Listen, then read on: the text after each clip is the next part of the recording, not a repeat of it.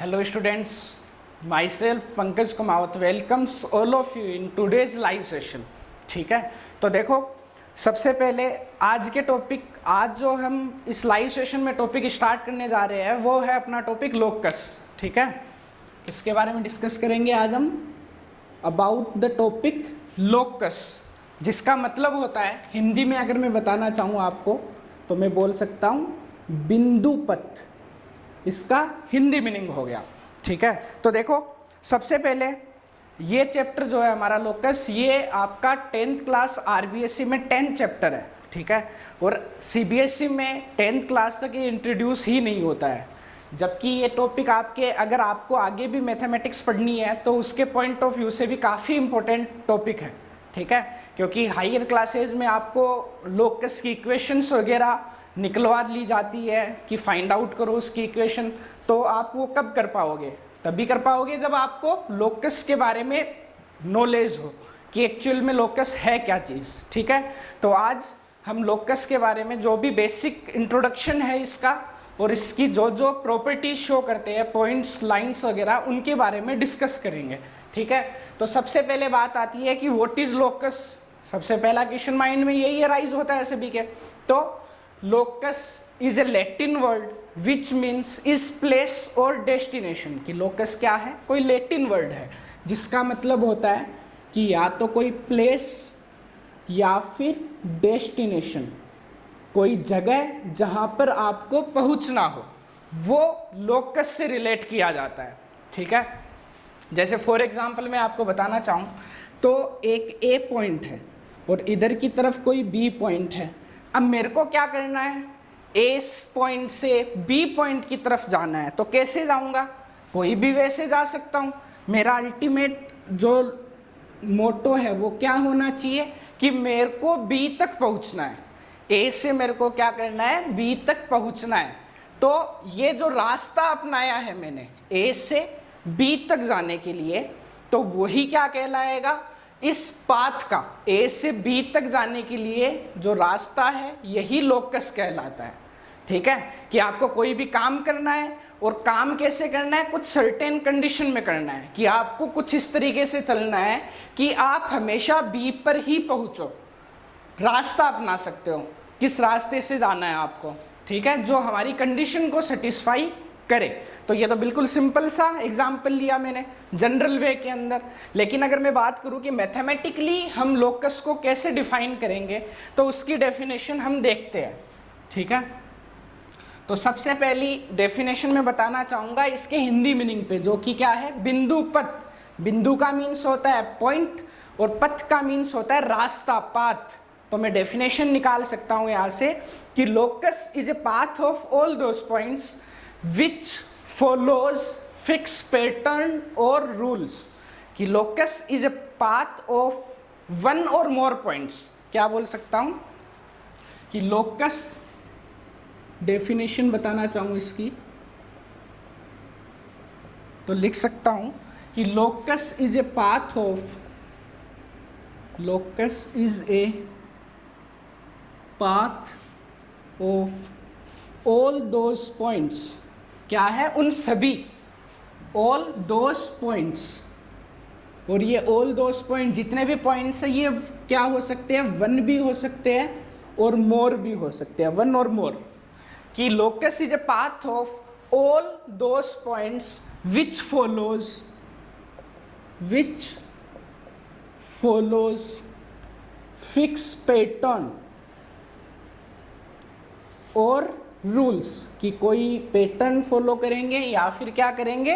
Rules follow करेंगे। उन सभी पॉइंट्स का जो रास्ता है कि किस रास्ते से वो सारे पॉइंट जा रहे हैं या किस कंडीशन के अकॉर्डिंग वो पॉइंट्स लिए जा रहे हैं, उन पॉइंट्स के सेट को, उनके रास्ते को क्या बोलेंगे हम? लोकस बोल देंगे। तो ये डेफिनेशन मैंने निकाली बिंदु पथ से कि locus is the path of all those points और these points can be one और मोर, एक या एक से ज्यादा पॉइंट हो सकते हैं, विच फॉलोज, जो कि फॉलो करते हैं फिक्स पैटर्न को या फिर रूल को या फिर सर्टेन कंडीशंस को। वो तो हम according to demand of the question ले लेंगे इसको। ठीक है।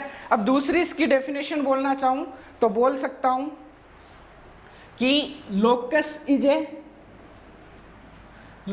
Set of all those points, कि locus is a set of all those points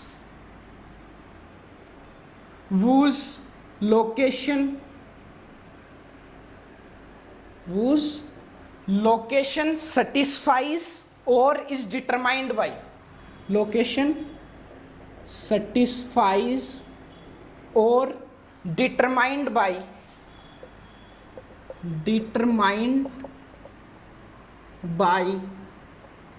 one or more points, determined by one or more condition, more specified conditions।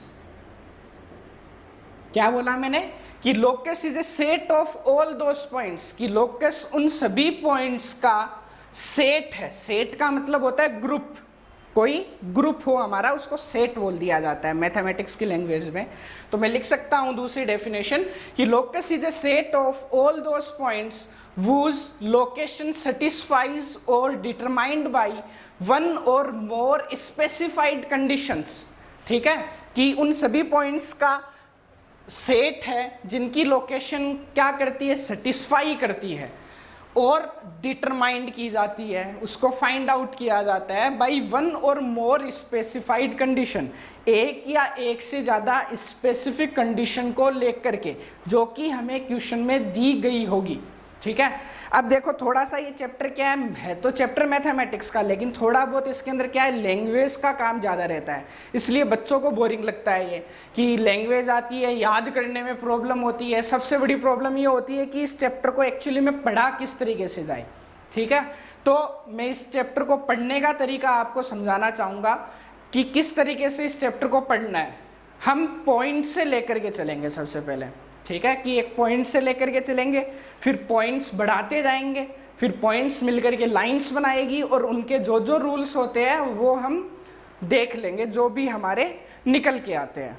Okay, तो मैंने दो definition बता दी, locus is a path of all those points और points can be one और more which follows fix pattern और rules. और दूसरी जो डेफिनेशन बताना चाहूँगा वो है locus is a set of all those points whose location satisfies or determined by one or more specified conditions। Okay, तो ये हमारी हो जाती है इसकी डेफिनेशन। अब बात करेंगे हम लोकस के रेस्पेक्ट में और पॉइंट्स को लेते हुए। ठीक है, तो इसको मैं इरेज कर दे रहा हूं। आई होप इतना बताया हुआ आपको समझ में आया होगा। ठीक है, आगे चलते हैं। तो सबसे पहले मैं क्या लेता हूं, वन पॉइंट, एक पॉइंट लेता हूं। तो वन पॉइंट ये रहा मेरा। ठीक है, तो क्वेश्चन अराइज होता है यहां पे कि what is the locus of all those points which always remains equidistant from a fixed point. क्या बोला मैंने कि what is the locus of the all those points which always remains equidistant from a fix point, कि उन सभी points का locus क्या होगा जो हमेशा किसी दिए गए फिक्स पॉइंट से समान दूरी पर रहते हैं। लोकस की रेस्पेक्ट में जब भी हम बात करेंगे हमेशा इक्विडिस्टेंट लेकर के ही चलेंगे। अलग अलग कंडीशन हो सकती है, लेकिन बेसिकली सबसे पहले इसको in the sense of equidistant ही लिया जाता है। काफ़ी सारे क्वेश्चन आते हैं इससे रिलेटेड। तो हमारा क्वेश्चन है, लिख देता हूं मैं यहाँ पे, what will be the locus of all those points which always remains equidistant from a given fixed point। ये हमारा क्वेश्चन है। ठीक है, कि what will be the locus of all those points which always remains equidistant from a given fixed point। तो देखो सबसे पहले मैंने एक पॉइंट ले लिया कि ये मेरा फिक्स पॉइंट है, ठीक है। अब इससे हमेशा क्या करना है, हमें इस पे ध्यान दो, इक्विडिस्टेंट हो, किससे, from A given fixed point. तो ये फिक्स्ड पॉइंट ले लिया।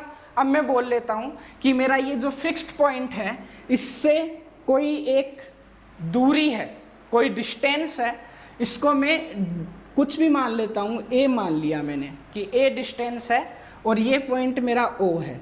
इस ओ पॉइंट से ए डिस्टेंट पे पॉइंट हो सकता है कोई भी, ऐसे ही कोई दूसरा पॉइंट भी हो सकता है, ऐसे ही कोई और पॉइंट भी हो सकता है। तो इनडायरेक्टली मैं क्या कहना चाह रहा हूं कि इस फिक्स्ड पॉइंट से इनफाइनाइट पॉइंट जो है वो समान दूरी पर रह सकते हैं।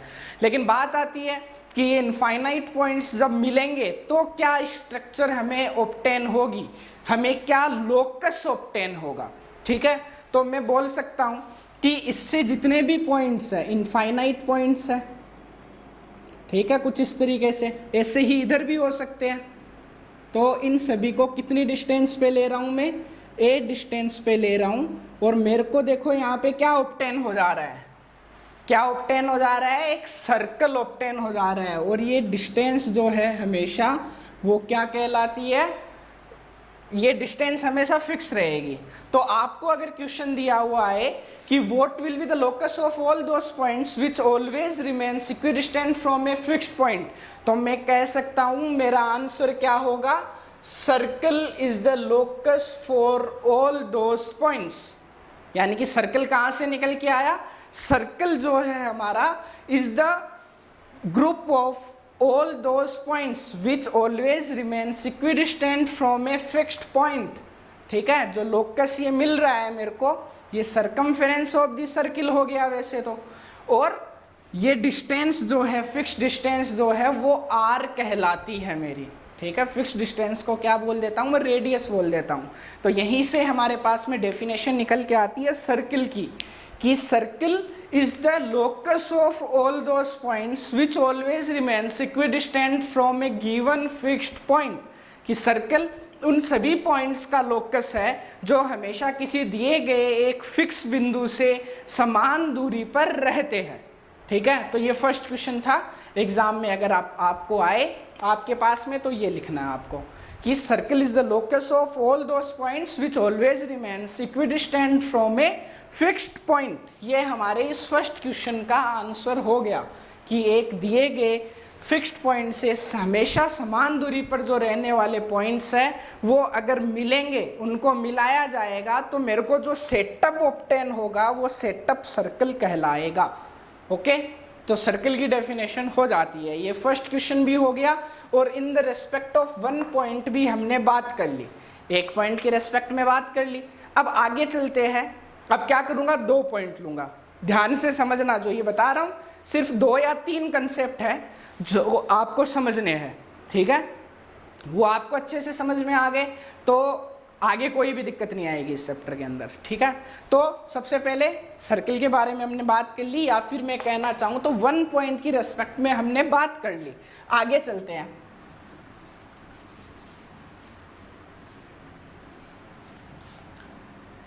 तो देखो अब मैं क्या लूंगा, 2 पॉइंट्स, 2 पॉइंट लेके चलूंगा मैं, 2 पॉइंट्स। तो 2 पॉइंट की रेस्पेक्ट में बात आती है कि वही what will be the locus of all those points which always remains equidistant from 2 given points। Question लिख देता हूं मैं कि अगर 2 पॉइंट की रेस्पेक्ट में बात आएगी तो किस तरीके से क्वेश्चन हमारा आएगा। तो क्वेश्चन है what will be the locus of, what will be the locus of all those points which always remains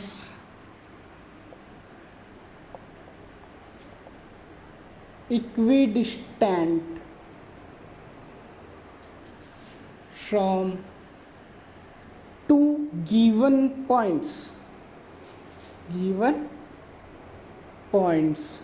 क्या बोला मैंने कि उन सभी पॉइंट्स का लोकस क्या होगा जो हमेशा रहते हैं समान दूरी पे, किससे, फ्रॉम टू गिवन पॉइंट्स, दो दिए गए बिंदुओं से। तो देखो क्या करते हैं, फाइंड आउट करते हैं। सबसे पहले मैं क्या करता हूं, दो पॉइंट ले लिए मैंने, क्या, ए और बी, दो पॉइंट ले लिए। अब क्वेश्चन में बोल रहा है कि locus of all those points, उन सभी पॉइंट्स का लोकस जो इन दोनों पॉइंट से बराबर दूरी पर रहते हो। तो मैं मान लेता हूं कि कोई पॉइंट जो है P वो A से और B से समान दूरी पर है, यानी कि क्या है, AP is equal to BP है अपना, क्या है, गिवन है मेरे को। सॉल्यूशन का बताना चाहूँ तो गिवन क्या है मेरे को, AP is equal to BP given है कि मैंने कोई दो पॉइंट माने और उन दो पॉइंट से कोई एक पॉइंट P समान दूरी पर ले लिया है, यानी कि ये डिस्टेंस जो है वो इस डिस्टेंस से बराबर है, ये दोनों डिस्टेंस। अब मैं क्या करता हूँ, इन दोनों पॉइंट्स को मैंने मिला दिया, मिलाने के बाद मैं क्या करता हूँ, मैं एक पॉइंट O ले लेता हूँ। क्या ले लेता हूँ, एक पॉइंट O ले लिया, कंस्ट्रक्शन करा मैंने थोड़ा सा। सबसे पहले AP is equal to BP था, मैंने दोनों को मिलाया, मिलाने के बाद में एक पॉइंट O मैंने ले लिया, और O लेने के बाद में क्या करा मैंने, O किस तरीके से लिया है, बात ये आती है कि AB ले ली, AB का O मिड पॉइंट है, क्या है, O is the mid point of AB का मिड पॉइंट O ले लिया मैंने। अब क्या कर लेता हूँ, इनको मैं मिला देता हूँ, P और O को क्या कर दिया मैंने, ज्वाइन कर दिया, ठीक है, ऐसे ही आगे इसको बढ़ा दिया। ओके, अब मैंने क्या किया, देखो आपको फाइंड आउट करना है कि जो दिए गए पॉइंट्स है, उन दिए गए पॉइंट्स से समान दूरी पर जो पॉइंट्स रहेंगे, हमेशा समान दूरी पर जो पॉइंट्स रहेंगे उनका लोकस क्या होगा।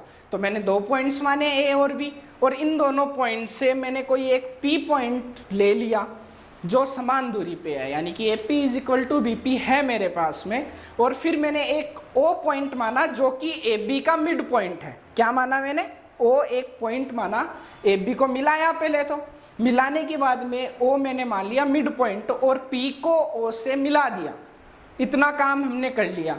हम फाइंड आउट करने की कोशिश कर रहे हैं इसका लोकस क्या होगा जो इक्वल डिस्टेंस पे रहता है, ठीक है। तो देखो मेरे पास में दो ट्राइंगल मेरे को मिल गए, मिले नहीं मिले, O अगर मिड पॉइंट है तो AO is equal to BO होगा या नहीं होगा, ऑब्वियस सी बात है होगा, क्योंकि मिड पॉइंट क्या होता है, जो किसी लाइन के बिल्कुल बीच में सिचुएटेड हो, यानी AO is equal to BO हो गया। और एक मेरे पास में है AP is equal to BP। अब ये दो ट्राइंगल जो बन रहे हैं, ये दोनों ट्राइंगल मैं ले लेता हूँ, ठीक है, क्या, in triangle AOP and BOP, AOP and triangle BOP, ये दोनों ट्राइंगल लेता हूँ मैं। दोनों ट्राइंगल लेने के बाद में क्या हुआ, सबसे पहले AP is equal to BP, AP is equal to BP, ये क्या है मेरे को गिवन है, दिया गया है क्वेश्चन में इक्विडिस्टेंट का कंसेप्ट दिया तो मैंने मान लिया, तो इसको गिवन में ही माना जाएगा, ठीक है। उसके बाद में AO is equal to BO, क्या है, AO is equal to BO। Reason क्या है इसका, रीजन है O is mid point, O is mid point of AB का मिड पॉइंट मेरा O है। उसके बाद में PO is equal to PO, ये भी तो कॉमन साइड है मेरी, तो ये आ गया PO is equal to PO जो कि है कॉमन साइड। तो देखो इन दोनों ट्राइंगल के अंदर AP BP के इक्वल है, उसके बाद में AO जो है आपका वो BO के इक्वल है, क्योंकि O मैंने मिड पॉइंट माना है। और उसके बाद में PO देखो इस ट्राइंगल में भी आ रही है और इस ट्राइंगल में भी आ रही है, तो ये क्या हो गई, कॉमन साइड हो गई। तो ये दोनों ट्राइंगल कॉन्ग्रुएंट हो गए या नहीं हो गए, SSS similar congruence triangle criterion से। तो मैं लिख सकता हूँ this implies triangle AOP is congruent to triangle BOP, और किससे हुआ, by triple S, congruence rule. किससे हुआ? रूल ऑफ कॉन्ग्रुएंस 5 होते हैं, ठीक है, जो आपने 9th क्लास में पढ़े होंगे। तो ये दोनों ट्राइंगल मेरे क्या हो गए? कॉन्ग्रुएंट हो गए। और आप सभी जानते हो कि if two triangles are congruent to each other then corresponding part of congruent triangle will be also equal. Simplicity theorem पढ़ी होगी सभी ने। तो अगर एओपी जो है मेरा वो बीओपी के कॉन्ग्रुएंट हो गया ट्रिपल एस रूल से, तो मैं सिम्प्लिसिटी थ्योरम यूज करके इनके बाकी के एलिमेंट्स भी बराबर कर सकता हूं। इसी के बारे में तो होती है simplicity. Corresponding part of congruent triangle will be also equal if two triangles are congruent by using any rule of congruence, जो कि हमारे 5 रूल्स होते हैं। तो मैं लिख सकता हूं यहाँ पे कि एंगल जो एओपी है वो बीओपी के इक्वल होगा। लिख सकता हूं, तो लिख सकता हूं दिस इम्प्लाइज एंगल एओपी जो है वो इक्वल है एंगल बीओपी के। किससे? बाई सिम्प्लिसिटी से। कि सिम्प्लिसिटी से मेरे ये क्या हो गए? दोनों के दोनों एंगल इक्वल हो गए। और एओबी देखो क्या है? एक स्ट्रेट लाइन है। तो स्ट्रेट लाइन पे जो एंगल बनते हैं उनका सम कितना होता है? 180 डिग्री होता है स्ट्रेट लाइन के ऊपर। तो मैं लिख सकता हूं कि AOP plus BOP is equal to कितना होगा? 180 डिग्री। रीडियन पेयर एक्सियोम हो गया ये। और एओपी बीओपी इक्वल है, तो बीओपी की जगह मैं एओपी रिप्लेस कर देता हूं। तो मेरे को क्या मिल गया? 2 टाइम्स एओपी, इसको इक्वेशन नंबर 1 दे दिया मैंने। 2 times of AOP is equal to 180 degree. तो 2 नीचे जाके क्या हो जाएगा? नीचे जाके हो जाएगा AOP is equal to 90 is equal to BOP. ये मेरा मेन रिजल्ट आ गया, जिसके लिए मैं इतनी देर से माथापच्ची कर रहा हूँ। ठीक है, आपको क्वेश्चन दिया गया था, पूरा शुरू से देखते हैं कि हमने क्या किया एक्चुअली में और क्या कंक्लूजन निकल के आया। कंक्लूजन पे भी तो जाना है हमें। ठीक है, तो देखो हमारा क्वेश्चन था कि किन्हीं भी दिए गए 2 बिंदुओं से हमेशा समान दूरी पर रहने वाले जो पॉइंट्स हैं उन पॉइंट्स को मिलाया जाए तो क्या लोकस मिलेगा। तो मैं बोलता हूं कि 2 पॉइंट्स लिए ए बी और उससे कोई एक पॉइंट मैंने ले लिया, एक पॉइंट के लिए कंडीशन सेटिस्फाई करने की ट्राई कर रहा हूं मैं। ठीक है, तो 2 ट्राइंगल बने, ओ मिड पॉइंट लिया, पी को ओ से मिला दिया, 2 ट्राइंगल बने, दोनों ट्राइंगल को हमने ट्रिपल एस कॉन्ग्रुएंस रूल से क्या कर दिया? एक दूसरे के कॉन्ग्रुएंट कर दिया। कॉन्ग्रुएंट करने के बाद में सिम्प्लिसिटी थ्योरम लगाते हुए मैंने ये दोनों एंगल एक दूसरे के इक्वल कर लिए। इक्वल करने के बाद में एओबी मेरी स्ट्रेट लाइन थी, तो यहाँ पे ये दोनों एंगल इक्वल है, तो कितने मिल गए मेरे को? 90 डिग्री मिल गए ये दोनों एंगल्स। ठीक है, तो देखो अब 90 मिले। अब P के अलावा मैं यहाँ पे कोई और पॉइंट लूँ, मान लो Q ले लिया मैंने। क्या ले लिया? Q ले लिया। तो इसको मिलाने पे Q से इसको मिलाया और इसको भी मैंने मिला दिया, तो Q का नीचे आने पे कोई फर्क पड़ा क्या? देखो वापस से देखो, अब मैं क्या ले लेता हूँ? कोई R पॉइंट ले लेता हूँ और इसको भी इससे मिला के ट्राई करता हूँ, या फिर नीचे कोई पॉइंट ले लेता हूँ, इनको मिलाने की ट्राई करता हूँ। ठीक है, तो ये देखो हमेशा क्या रहेगा? ये पॉइंट को आप मिलाओगे, अगर एसओ को मिलाओगे तो ओ तो मिड पॉइंट है हमेशा, है या नहीं है? और ये मिड पॉइंट है तो ये साइड्स आपकी इक्वल आएगी और ये कॉमन होके हमेशा जो भी 2 ट्राइंगल बनेंगे आपके इस पूरी लाइन के ऊपर वो हमेशा एक दूसरे के क्या होंगे? कॉन्ग्रुएंट होंगे। ठीक है, और जो ये लाइन सारे पॉइंट्स को अगर मिलाया जाएगा तो सारे पॉइंट्स मिलकर के क्या बना देंगे? ओ मिड पॉइंट था तो ए बी का तो क्या हो गया? बाइसेक्टर हो गया। और एंगल कितना है? 90 डिग्री है, तो हो गया परपेंडिकुलर बाइसेक्टर। तो आंसर हमारा निकल के आता है कि what will be the locus of all those points, जो हमारा क्वेश्चन था। तो मैं लिख सकता हूं कि perpendicular bisector is the locus of all those points which always remains equidistant from 2 given points. ठीक है, ये मेरा हो गया। और मैं इसके बारे में अगर आपको बताना चाहूं तो यहां पे लिख सकता हूं कि perpendicular bisector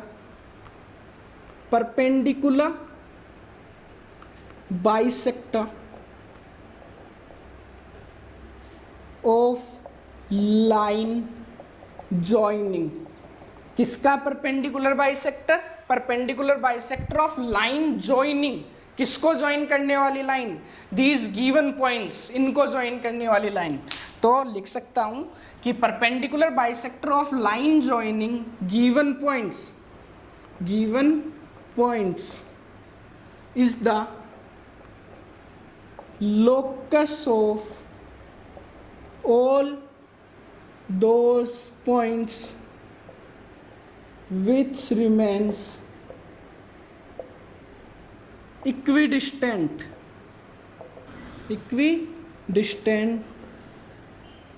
perpendicular bisector of the line joining given points is the locus of all those points which remains equidistant from two points. कि परपेंडिकुलर बाइसेक्टर जो है, परपेंडिकुलर बाइसेक्टर या फिर इसको राइट बाइसेक्टर भी बोल दिया जाता है, क्योंकि 90 डिग्री राइट एंगल बोल देते हैं, तो परपेंडिकुलर बाइसेक्टर को राइट बाइसेक्टर भी बोल दिया जाता है। तो क्या कंक्लूजन निकल के आया कि परपेंडिकुलर बाइसेक्टर जो है वो, और किसका परपेंडिकुलर बाइसेक्टर, जो दिए गए बिंदु है हमारे, उन दोनों दिए गए गिवन पॉइंट्स को मिलाने वाली जो लाइन होगी, उस मिलाने वाली लाइन के जितने भी पॉइंट्स होंगे, ये देखो यहाँ पे जितने भी पॉइंट्स होंगे, ये सारे पॉइंट्स क्या कहलाएंगे, मिलकर के एक परपेंडिकुलर बाइसेक्टर बना देंगे, जो किसको परपेंडिकुलरली बाइसेक्ट करता है, ए बी लाइन को। जो दी गई दो पॉइंट्स है, उन दोनों पॉइंट्स को मिलाने वाली लाइन को perpendicular bisector of line joining given points is the locus of all points which remains equidistant from two points. Got it? तो ये हमारा एक और कंसेप्ट निकल के आ जाता है। आगे इसकी कन्वर्स थ्योरम के बारे में देखते हैं। देखो कि जो ये थ्योरम थी हमारी, इसके अंदर क्या बोल रखा है कि अगर कोई दो दिए गए बिंदु है, इन दोनों दिए गए पॉइंट से हमेशा समान दूरी पर जो पॉइंट्स रहेंगे वो मिलकर के क्या बनाएंगे, परपेंडिकुलर बाइसेक्टर बनाएंगे। ठीक है, उन दोनों पॉइंट्स को मिलाने वाली लाइन का परपेंडिकुलर बाइसेक्टर। और अगर मैं इसकी कन्वर्स थ्योरम की बात करूँ, कन्वर्स थ्योरम क्या होती है, कोई भी थ्योरम दे रखी है कि मेरे को गिवन था, गिवन से मैंने रिजल्ट निकाला, ठीक है, तो इसकी कन्वर्स क्या हो जाएगी, जो रिजल्ट निकाला है वो तो गिवन बन जाएगा, और जो गिवन है वो हमें प्रूव करना होगा, यानी कि वो फाइनल रिजल्ट बन जाएगा। तो थ्योरम थी कि दो दिए गए बिंदु से समान दूरी पर रहने वाले पॉइंट्स का लोकस होता है परपेंडिकुलर बाइसेक्टर। और अगर मैं बोलता हूं कि अगर कोई दिए गए पॉइंट्स है, ठीक है, दिए गए पॉइंट्स के बीच की मिलाने वाली लाइन का अगर कोई परपेंडिकुलर बाइसेक्टर है, तो उस परपेंडिकुलर बाइसेक्टर के सारे जो पॉइंट्स है वो सारे पॉइंट्स इन दोनों दिए गए पॉइंट से इक्वल डिस्टेंस पर होंगे। यानी कि देखो इसमें क्या करा था, इक्विडिस्टेंट लेकर के चले थे, तो परपेंडिकुलर बाइसेक्टर आया था इन दोनों को मिलाने वाली लाइन का। और अगर मैं बोलता हूं कि अगर दोनों को मिलाने वाली लाइन का कोई पॉइंट्स परपेंडिकुलरली बाइसेक्ट करते हैं, तो उस परपेंडिकुलर बाइसेक्टर के सारे पॉइंट्स इन दोनों पॉइंट से समान दूरी पर होंगे। ये हो गई कन्वर्स थ्योरम। ठीक है, तो हमने देख लिया, एक पॉइंट की रेस्पेक्ट में बात कर ली, दो पॉइंट की रेस्पेक्ट में बात कर ली। अब आगे आते हैं 3 पॉइंट्स की रेस्पेक्ट में। ठीक है, 3 पॉइंट्स के पहले मैं ये बोलना चाहूंगा कि हम लाइंस ले लेते हैं कि 2 पॉइंट्स मिलकर के लाइन भी तो बना सकती है, तो लाइन से रिलेटेड कुछ एग्जांपल ले लेते हैं हम। ठीक है, किस तरीके से उससे रिलेटेड क्वेश्चन आते हैं, क्योंकि इस चैप्टर के अंदर हमारा एक तो 1 मार्क्स का क्वेश्चन आता है और एक 3 मार्क्स का क्वेश्चन आता है। तो 1 मार्क्स का जो क्वेश्चन होगा वो इसी तरह का कोई क्वेश्चन आएगा, ये सब नहीं बताना होगा उसके अंदर, आपको सिर्फ आंसर देना होगा 1 वर्ड के अंदर और एक स्टेटमेंट के अंदर। ओके, तो देखो ये हो गया। अब 2 पॉइंट्स मिलकर के मेरी क्या बना सकते हैं, लाइन भी बना सकते हैं ना। तो लाइन की रेस्पेक्ट में बात करता हूं मैं, तो देखो किस तरीके से मैं बोलता हूं कि कोई लाइन है मेरी, ठीक है, ए बी लाइन मान ली। मैं इस बार पॉइंट्स नहीं ले रहा, मैं डायरेक्ट लाइन की रेस्पेक्ट में ही बात कर रहा हूं। तो मैं बोलता हूं, क्वेश्चन हमें दिया हुआ है कि what will be the locus of all those points which always remains equidistant from A given line, कि एक दी गई लाइन से हमेशा समान दूरी पर रहने वाले पॉइंट्स का लोकस क्या होगा। तो मैं बोल देता हूं कि इस लाइन से इक्वल डिस्टेंस में इधर की तरफ भी पॉइंट रह सकते हैं, डी डिस्टेंस मान लेता हूँ, और इधर की तरफ भी रह सकते हैं, दोनों तरफ रह सकते हैं नहीं रह सकते हैं। तो ऐसे ही कई सारे पॉइंट्स हो सकते हैं, ऐसे ही इधर भी कई सारे पॉइंट्स आ सकते हैं। ये सारे पॉइंट्स मिलकर के ही तो लाइन बनाते हैं, और ये बीच की डिस्टेंस क्या होनी चाहिए, हमेशा बराबर होनी चाहिए। तो क्वेश्चन निकल के आता है, आंसर क्वेश्चन था कि किसी दी गई लाइन से हमेशा बराबर इक्वी डिस्टेंस समान दूरी पर रहने वाले पॉइंट्स का लोकस क्या होगा किसी लाइन से। पॉइंट की बात नहीं कर रहा, देखो समझना, पिछले में मैं बात कर रहा था पॉइंट की, इस बार मैं बात कर रहा हूँ लाइन की। तो एक लाइन से जो हमेशा समान दूरी पर रहने वाले पॉइंट्स होंगे, वो पॉइंट्स मिलकर के इस गिवन लाइन के दोनों तरफ पैरेलल लाइंस बना देंगे, कि इस लाइन से ये वाली पैरेलल लाइन के सारे पॉइंट्स, ठीक है, और ये वाली पैरेलल लाइन के सारे पॉइंट्स हमेशा क्या रहेंगे, समान दूरी पर रहेंगे। बात हो गई लाइन की रेस्पेक्ट में। देखो इसका इससे रिलेटेड एक क्वेश्चन आ सकता है।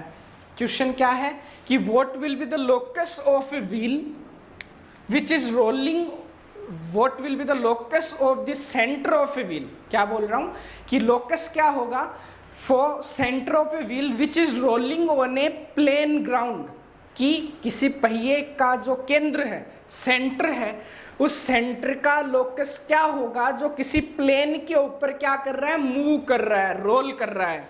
ठीक है, तो मैं बोल सकता हूं कि मेरा कोई ये व्हील है, तो व्हील ऑब्वियस सी बात है सर्कुलर ही होता है।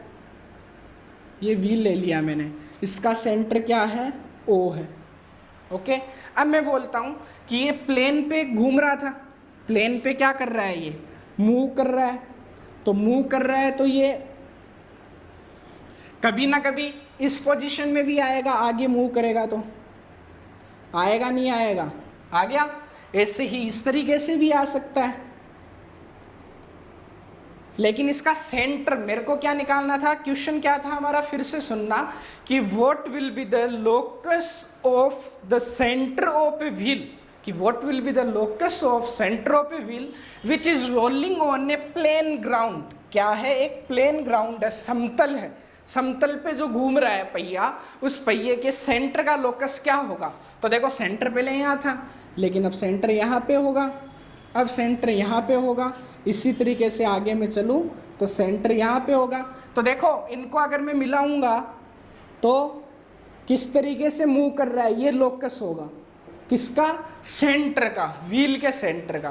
तो मैं लिख सकता हूं कि if a wheel is rolling on a plane ground then its centre will roll according to parallel direction of the plane, कि जो प्लेन है, प्लेन के साथ में एक पैरेलल लाइन की डायरेक्शन में ये क्या करेगा, मूव करेगा, एक पैरेलल लाइन बना देगा, वो लोकस हो जाएगा व्हील का, कि the locus of the wheel will be a parallel line parallel to horizontal plane, कि एक पैरेलल लाइन होगी सेंटर का लोकस जो कि हॉरिजॉन्टल, जो हमारा प्लेन ग्राउंड है, उस प्लेन ग्राउंड के पैरेलल एक लाइन आएगी, क्योंकि पहिया है, सेंटर यहाँ पे है, हमेशा डिस्टेंस क्या रहती है, बराबर ही रहती है।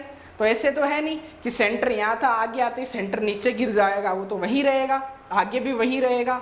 तो सेंटर कैसे मूव हो रहा है, एक स्ट्रेट लाइन की डायरेक्शन में मूव हो रहा है, और वो स्ट्रेट लाइन हमारी पैरेलल है हॉरिजॉन्टल ग्राउंड के। तो इस तरह से भी क्वेश्चन अराइज हो सकता है। ठीक है, तो ये 2 पॉइंट्स की रेस्पेक्ट में बात कर ली। अब हम बोलते हैं कि 2 पैरेलल लाइन हो तब क्या होगा, क्या होगा, 2 पैरेलल लाइन हो, किसके लिए बात कर रहा हूं, 2 पैरेलल लाइन की रेस्पेक्ट में।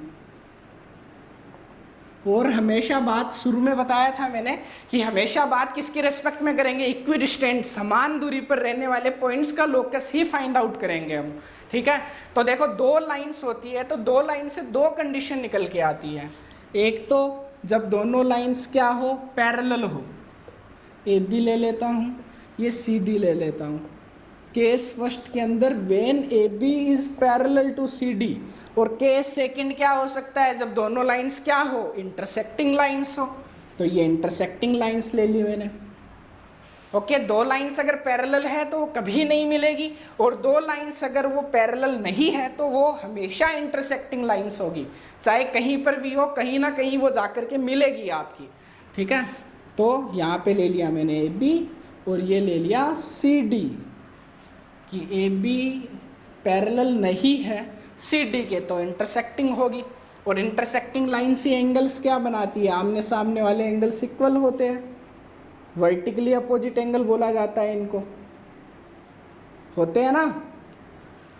तो देखो सबसे पहले मैं इसके बारे में बात करता हूं कि अगर दो पैरेलल लाइंस है वो मेरे एक दूसरे के पैरेलल है, तो उन पैरेलल लाइन से हमेशा इक्वल डिस्टेंस पे रहने वाले पॉइंट्स का लोकस क्या होगा। तो देखो दो पैरेलल लाइन है तो हर एक पैरेलल लाइन के जो पॉइंट्स होंगे वो एक दूसरे के पैरेलल होंगे, क्योंकि पॉइंट मिलकर के ही तो लाइन बनती है, खूब सारे पॉइंट्स मिलकर के ही लाइन बनाते हैं हमारी, तो हर एक पॉइंट एक दूसरे के क्या होगा, पैरेलल होगा।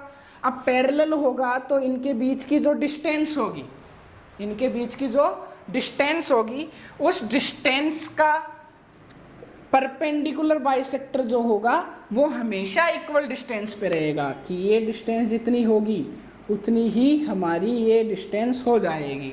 ठीक है, तो ये वही कंसेप्ट है हमारा दो पॉइंट वाला, क्योंकि पॉइंट से मिलकर के लाइन बन रही है, तो दोनों पैरेलल लाइन के बीच की जो डिस्टेंस होगी उस डिस्टेंस का जो परपेंडिकुलर बाइसेक्टर होगा, बिल्कुल मिड से जाने वाली लाइन, बिल्कुल मिड से जाने वाली लाइन, और इन दोनों के पैरेलल लाइन भी होगी वो, कि इन दोनों के जो पैरेलल लाइन है जो बिल्कुल बीच से जाती है वो लोकस हो जाएगा।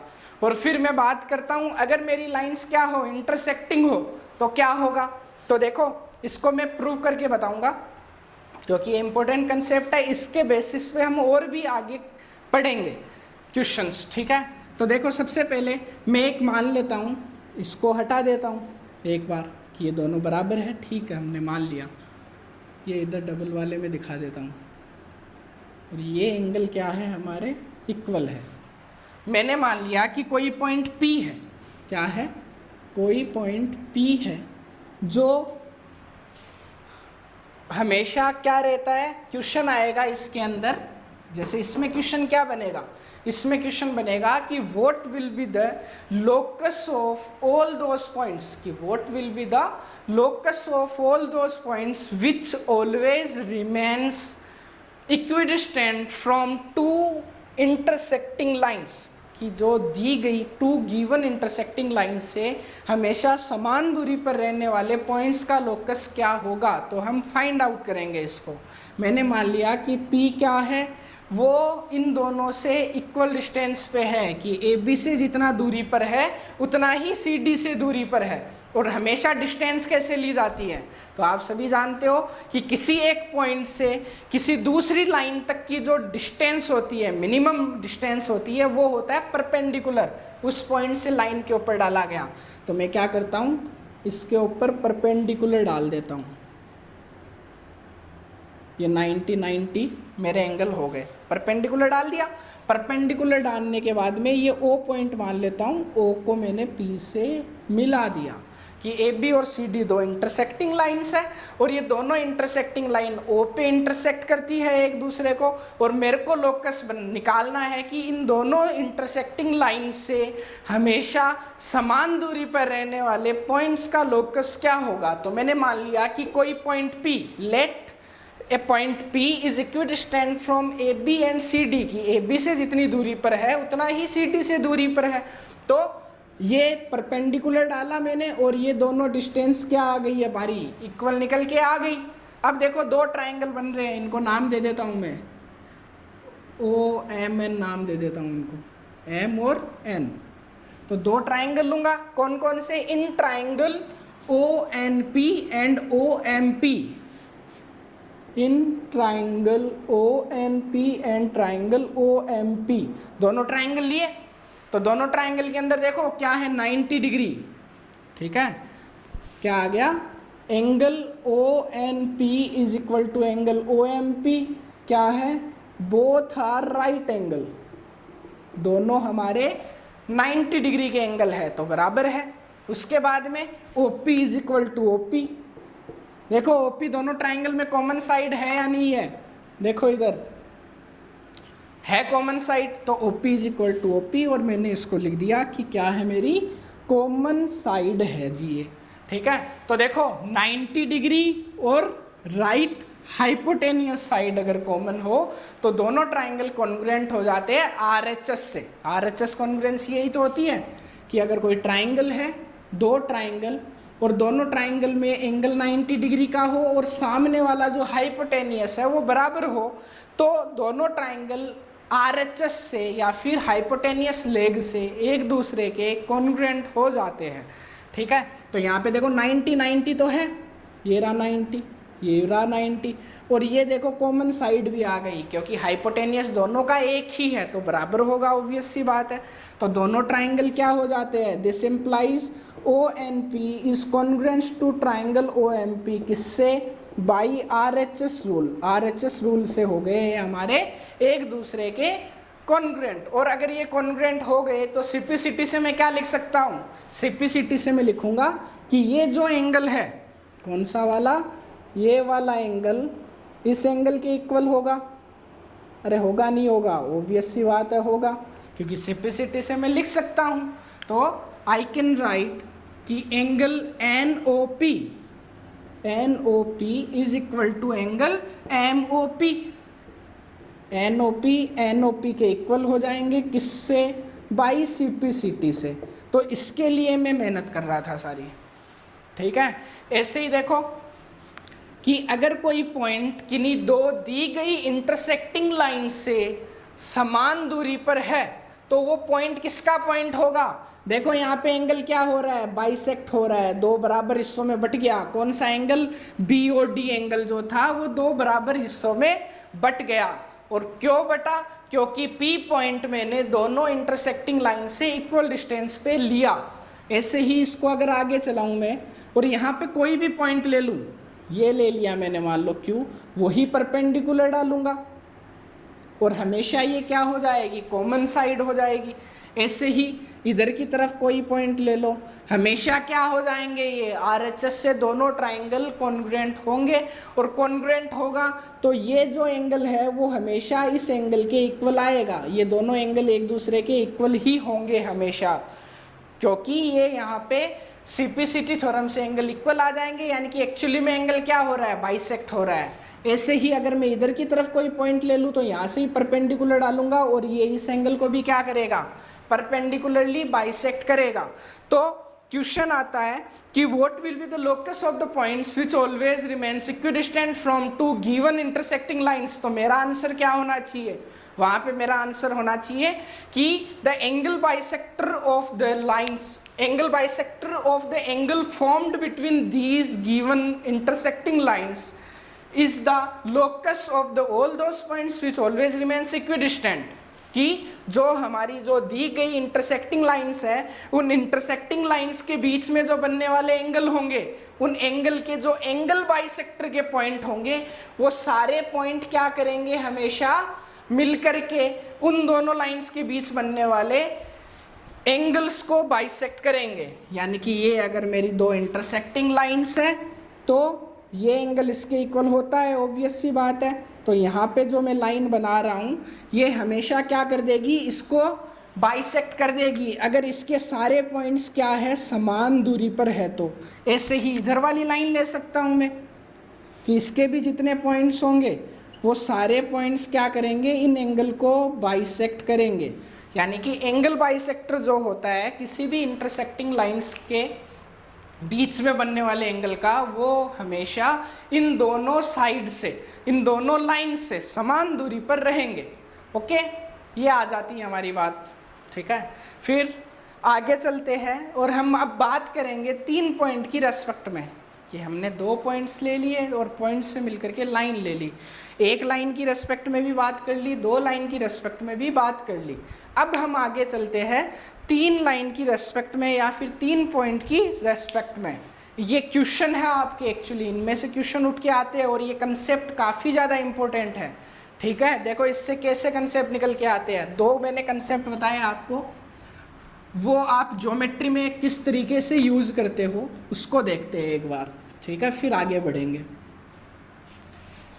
आपने छोटी क्लासेज में पढ़ा होगा कि कोई लाइन है, उस लाइन को मेरे को क्या करना है, बाइसेक्ट करना है, यानी कि दो बराबर हिस्सों में उसको बांटना है। तो मैं क्या करता था कि यहाँ पे हमारा कंपास रखा, एक आर्क इधर लगाया, एक आर्क इधर लगाया, फिर जितनी रेडियस थी उसी रेडियस के साथ में इधर की तरफ मैंने रखा, एक आर्क इधर लगाया और एक आर्क इधर लगाया। फिर मैं क्या कर देता था, इनको मिला देता था, और मिलाते ही हमारी जो ये लाइन थी यहाँ से लेके यहाँ तक और यहाँ से लेके यहाँ तक दोनों क्या हो जाती थी, बराबर हो जाती थी, और लाइन परपेंडिकुलरली बाइसेक्ट हो जाती थी।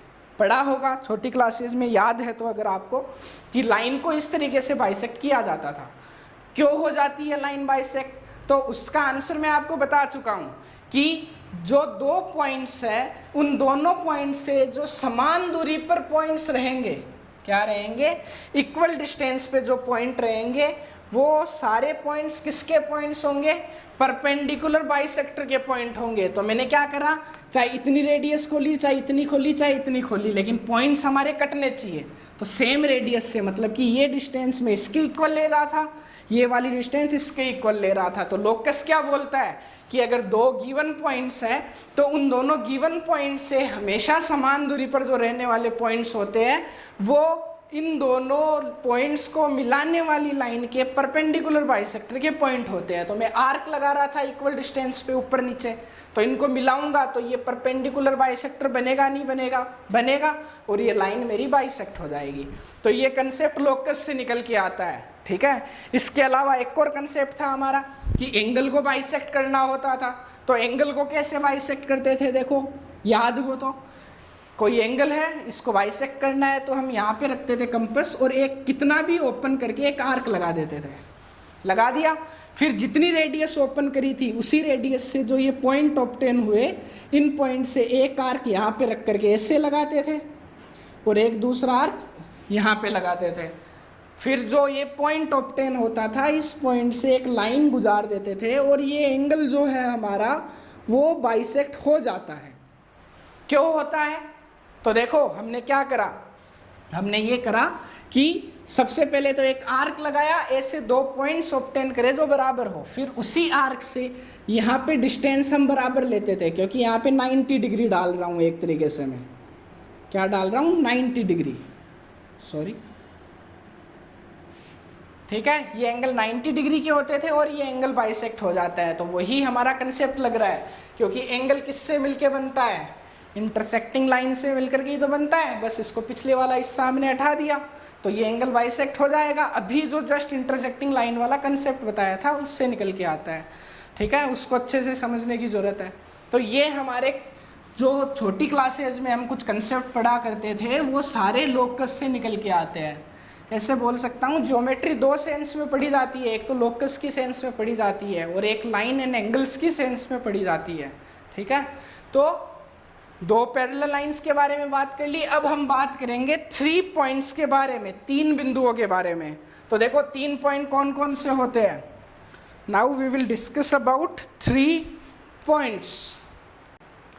देखो 3 पॉइंट में हमारी बेसिकली 2 कंडीशन निकल के आ सकती है कि जब 3 पॉइंट्स हम लेंगे तो 3 पॉइंट्स क्या हो सकते हैं, या तो कोलिनियर हो सकते हैं या फिर नॉन कोलिनियर हो सकते हैं ना। कि कोलिनियर का मीनिंग होता है कि elements of A same line, कि अगर कोई लाइन है और उसी लाइन के अगर सारे पॉइंट्स क्या है उसी लाइन पे सिचुएटेड है तो वो पॉइंट्स क्या कहलाएंगे, कोलिनियर कहलाएंगे, संरेख कहलाएंगे, एक ही लाइन के एलिमेंट कहलाएंगे। लेकिन अगर कोई भी पॉइंट है हमारा वो एलिमेंट नहीं है लाइन का तो वो नॉन कोलिनियर हो जाएंगे और हमेशा एक ट्राइंगल फॉर्म करेंगे, ठीक है। तो देखो सबसे पहले मैं क्या ले लेता हूँ, एक तो कोलिनियर के लिए ले लेता हूँ और नॉन कोलिनियर के लिए भी हम कंडीशन लेंगे। तो पहली case first, when lines for collinear points, कि कोलिनियर पॉइंट्स के लिए लोकस क्या होगा, यानी कि इसमें क्वेश्चन जो अराइज होगा वो क्या होगा कि what will be the locus of the all those points which always remains equidistant from 3 collinear points. क्या है क्वेश्चन, फिर से सुन लो कि what will be the locus of the all those points which always remains equidistant from 3 collinear points, की 3 collinear point से हमेशा समान दूरी पर रहने वाले पॉइंट का लोकस क्या होगा। तो फाइंड आउट करते हैं। देखो ये लाइन ले ली मैंने एक, ठीक है, इस लाइन को L नाम दे दिया और मैंने A, B और C 3 पॉइंट्स ले लिए जो एक दूसरे के कोलिनियर है, ठीक है। तो देखो अब 3 पॉइंट से कोई पॉइंट को इक्वल डिस्टेंस पे रहेगा या नहीं रहेगा मेरे को नहीं पता, लेकिन मैं क्या कर लेता हूँ, मान लेता हूँ, कॉन्ट्राडिक्शन से सॉल्व करेंगे इसको, ठीक है। मैंने मान लिया कि कोई A, B और C तीनों पॉइंट से कोई पॉइंट P है वो बराबर दूरी पर है, ठीक है। तो मैं लिख सकता हूँ AP is equal to BP is equal to CP होगा। कब होगा, इफ P इज इक्विडिस्टेंट हो, कि P क्या हो मेरा, इक्विडिस्टेंट हो अगर, तो AP, BP और CP बराबर होगा। तो बात करता हूँ कि अगर A, B और C जो पॉइंट्स है मेरे, AP जो मेरा BP के बराबर है, तो हमने क्या कंसेप्ट पढ़ा है कि अगर कोई एक पॉइंट 2 पॉइंट से समान दूरी पर हो तो इसका मतलब होता है कि वो पॉइंट इन दोनों पॉइंट्स को मिलाने वाली लाइन के परपेंडिकुलर बाइसेक्टर का पॉइंट है। यानी कि P पॉइंट जो होगा मेरा, वो P पॉइंट एक्चुअली में कहाँ पर होगा, AB के परपेंडिकुलर बाइसेक्टर पे होगा। अब मैं अगला कंसेप्ट लेता हूँ कि जब BP is equal to CP हो, तो BP CP के बराबर है, तो B और C से P पॉइंट इक्वल डिस्टेंस पे है, तीनों से ही इक्वल डिस्टेंस पे है, तो 2 से भी होगा। तो दोनों से होने पे ये P पॉइंट में मान लेता हूँ M लाइन है ये, ठीक है, कि M लाइन पर P पॉइंट होगा जो कि AB का परपेंडिकुलर बाइसेक्टर है। M नाम दे देता हूँ कि M जो है मेरा वो परपेंडिकुलर बाइसेक्टर है AB का, ठीक है।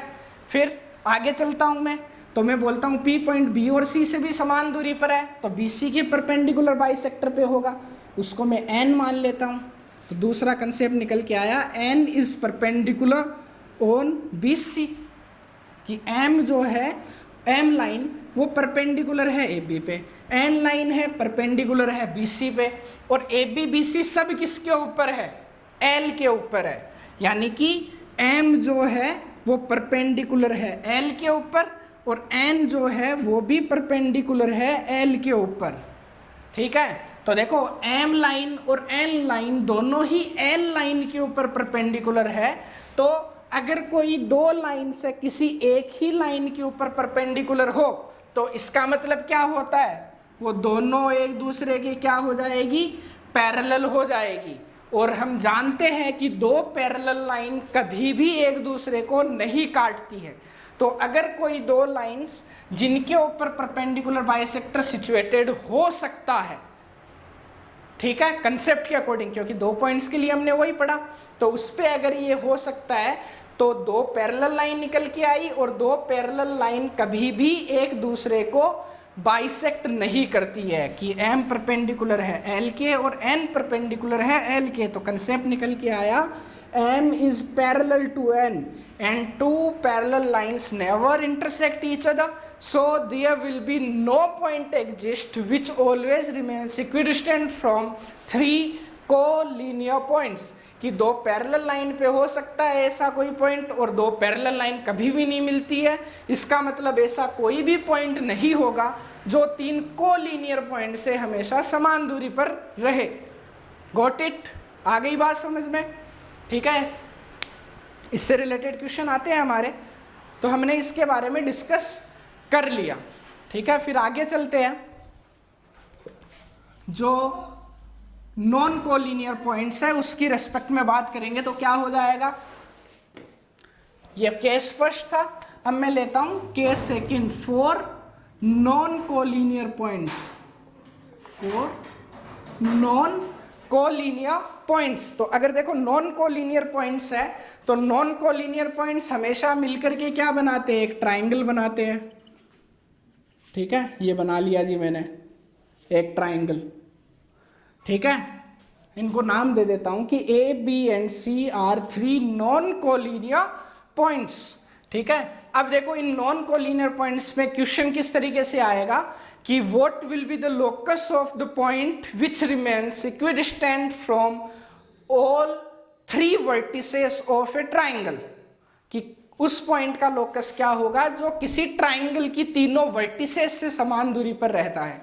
या फिर क्या बोल सकता हूं, दूसरी लैंग्वेज जो है इसकी वो आ सकती है कि what will be the locus of the all those points which always remains equidistant from 3 non-collinear points। कि क्वेश्चन में ऐसे ही बोल सकता है कि वो पॉइंट का लोकस निकालो जो 3 नॉन कोलिनियर पॉइंट से इक्वल डिस्टेंस पे है, या फिर उस पॉइंट का लोकस निकालो जो किसी ट्राइंगल के तीनों वर्टेक्स से समान दूरी पर है, इक्विडिस्टेंट है। बात एक ही है, क्योंकि 3 नॉन कोलिनियर पॉइंट्स मिलकर के हमेशा एक ट्राइंगल बनाते हैं। तो मैं मान लेता हूं कि लेट पॉइंट P, क्या मान लेता हूं कि P पॉइंट जो है वो इक्वल डिस्टेंस पे है तीनों से, यानी कि AB इज इक्वल AP जो है और BP और CP तीनों बराबर होंगे। AP is equal to BP is equal to CP, तीनों बराबर है। ठीक है, तीनों बराबर है तो मैं क्या बोल सकता हूं, देखो इधर P पॉइंट अगर हमारा AP इज इक्वल टू क्या है BP आ गया, तो कोई पॉइंट अगर किन्हीं 2 दिए गए पॉइंट से समान दूरी पर हो, देखो 2 लो पहले AP और BP ये डिस्टेंस बराबर है, तो कोई पॉइंट अगर किन्हीं 2 पॉइंट को मिलाने वाली लाइन से 2 पॉइंट से बराबर दूरी पर हो, तो वो एक्चुअली में पॉइंट कहां पर होता है, उन दोनों को मिलाने वाली लाइन के परपेंडिकुलर बाइसेक्टर का पॉइंट होता है। होता है नहीं होता है, यानी कि P परपेंडिकुलर बाइसेक्टर है AB का। उसके बाद में मैं बोलता हूं BP is equal to CP है, क्या है BP इज इक्वल टू अगर CP है तो P पॉइंट कहां पर होगा, BC को मिलाने वाली लाइन के परपेंडिकुलर बाइसेक्टर का पॉइंट होगा। ऐसे ही AP is equal to CP है तो P पॉइंट AC को मिलाने वाली लाइन के परपेंडिकुलर बाइसेक्टर का पॉइंट होगा। तो AB, BC और CA इनके जो परपेंडिकुलर बाइसेक्टर निकल के आते हैं, तो एक ट्राइंगल के परपेंडिकुलर बाइसेक्टर कॉन्करेंट होते हैं, एक ही पॉइंट पर होते हैं। ठीक है, तो उसी पॉइंट, वो जो पॉइंट होगा वो हमेशा इक्वल डिस्टेंस पे हो जाएगा हमारा।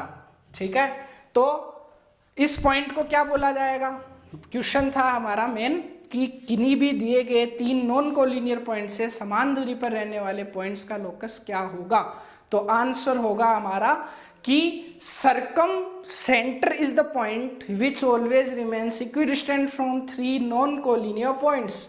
इस पॉइंट को क्या बोला जाएगा, सर्कम सेंटर, कि सर्कम सेंटर जो है वो हमेशा समान दूरी पर रहता है हमारे 3 नॉन कोलिनियर पॉइंट से। क्यों, क्योंकि देखो जो हमें P ऑब्टेन होगा, इस P से A तक को रेडियस मानते हुए मैं एक सर्कल ड्रॉ करूंगा, तो वो सर्कल हमेशा तीनों पॉइंट को होते हुए जाएगा। तो ये सेंटर तो सर्कम सेंटर कहलाता है और ये सर्कल जो होता है वो सर्कम सर्कल कहलाता है। अब इस सर्कम सर्कल पे आप ट्राइंगल को कैसे भी घुमा के देख लो, हमेशा P पॉइंट क्या रहेगा, समान दूरी पर रहेगा, क्योंकि P को हमने क्या माना है, सेंटर माना है। तो नॉन कोलिनियर पॉइंट्स इस सर्कल पे कोई से भी 3 पॉइंट ले लो, हमेशा ये P पॉइंट रहेगा समान दूरी पर।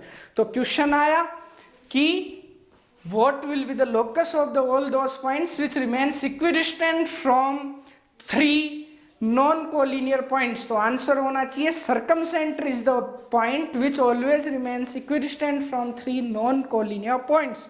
बात आई सर्कमसेंटर बना कैसे, तो सर्कमसेंटर कैसे बनाया, देखो P इक्विडिस्टेंट था A और B से, तो परपेंडिकुलर बाइसेक्टर खींचा, B और C से भी था परपेंडिकुलर बाइसेक्टर खींचा, A और C से भी था परपेंडिकुलर बाइसेक्टर खींचा, यानी कि सर्कमसेंटर बनता है by drawing perpendicular bisector of all sides of a triangle, कि ट्राइंगल की सभी साइड्स के जो परपेंडिकुलर बाइसेक्टर है वो खींचोगे, किसी एक पॉइंट पर मिलेंगे और किसी एक पॉइंट पर मिलने के बाद में उस पॉइंट से किसी भी वर्टेक्स तक की डिस्टेंस लेकर के एक सर्कल ड्रॉ करेंगे, तो बनने वाला सर्कल होगा सर्कम सर्कल, और जो ये सेंटर होगा वो कहलाएगा सर्कम सेंटर।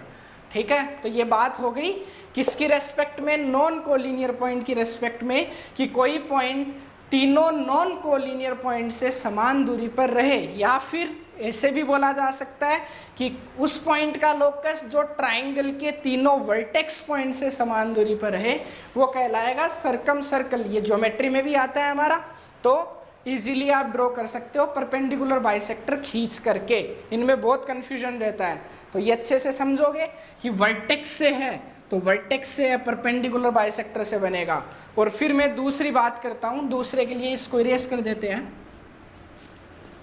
क्वेश्चन आता है नेक्स्ट हमारा कि what will be the locus of the point which always remains equidistant from all sides of a triangle. पिछले मैं बोल रहा था नॉन कोलिनियर पॉइंट्स या फिर ट्राइंगल के वर्टेक्स से समान दूरी पर रहने वाला, और इस बार बोल रहा हूं कि what will be the locus of the that point which always remains equidistant from all three sides of a triangle, कि एक ट्राइंगल है, उस ट्राइंगल की तीनों साइड से समान दूरी पर रहने वाला जो पॉइंट है उस पॉइंट का लोकस क्या होगा। तो मैंने ले लिया जी ABC। अब मैं बोल देता हूं कि P पॉइंट जो है मेरा, वो P पॉइंट तीनों साइड से समान दूरी पर है, तो हमेशा डिस्टेंस ली जाएगी परपेंडिकुलर। तो ये मैंने परपेंडिकुलर डाल दिया कि P पॉइंट था मेरा, यहाँ पे एक परपेंडिकुलर यहाँ डाला, एक यहाँ डाला और एक यहाँ डाला, P पॉइंट ले लिया, और यहाँ पे पॉइंट ले लिए D, E एंड F।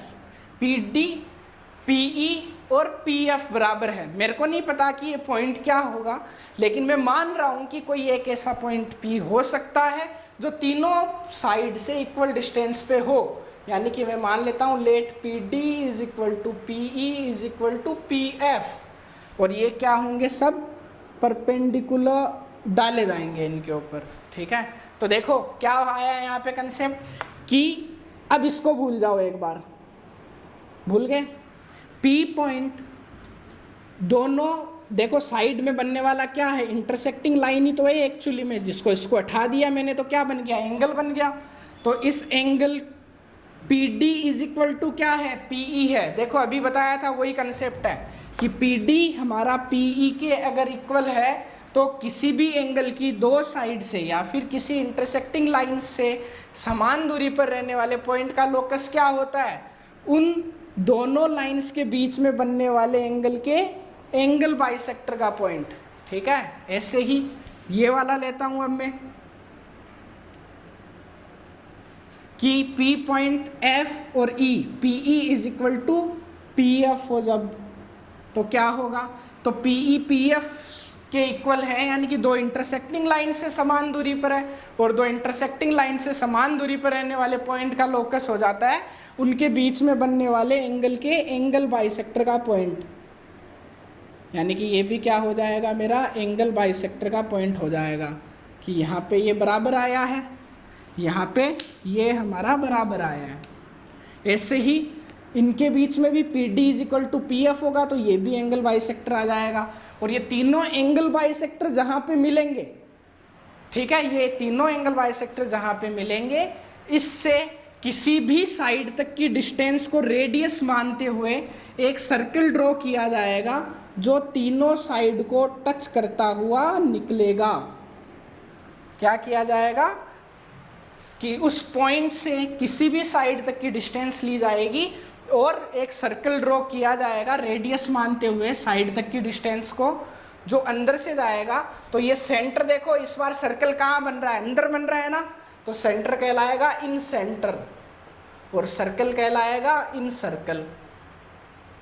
तो देखो ज्योमेट्री के दो हमने टॉपिक कवर कर लिए हैं यहाँ पे, जो हमारे कंस्ट्रक्शन के चैप्टर के अंदर आते हैं, कि दो है, कंफ्यूज नहीं होना है। एक क्वेश्चन तो बोल सकता है तीन नॉन कोलिनियर पॉइंट से हमेशा समान दूरी पर रहने वाले पॉइंट का लोकस, या फिर इसको इस तरीके से रिप्रेजेंट कर सकता है कि ट्राइंगल की तीनों साइड से समान दूरी पर रहने वाले पॉइंट का लोकस।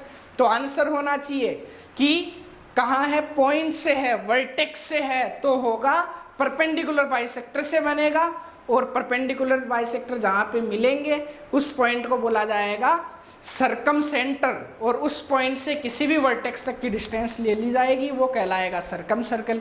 फिर इस क्वेश्चन के अंदर हमने बोला था कि what will be the locus of the point which remains equidistant from all three sides of a triangle. तो क्या आंसर निकल के आया, इन सेंटर निकल के आया। और इस पॉइंट से किसी तक की भी डिस्टेंस ले लो, देखो कैसी डिस्टेंस लेनी है, परपेंडिकुलर डिस्टेंस लेनी है, इसको रेडियस मानते हुए सर्कल ड्रॉ करा, तो हमारा सर्कल बना इन सर्कल। और वो सेंटर जो पॉइंट था, intersection point of angle bisectors, angle bisector आके जहाँ पे कॉन्करेंट होते हैं, जहाँ पे एक कॉमन पॉइंट पे मिलते हैं, वो पॉइंट कहलाता है इन सेंटर। ये इन सेंटर हमेशा तीनों साइड से इक्वल डिस्टेंस पे रहेगा। देखो सर्कल को कैसे भी घुमाओ अंदर, सर्कल तो हमेशा टच ही होता हुआ जाएगा साइड्स को, और ये पी पॉइंट हमेशा साइड से समान दूरी पर रहेगा।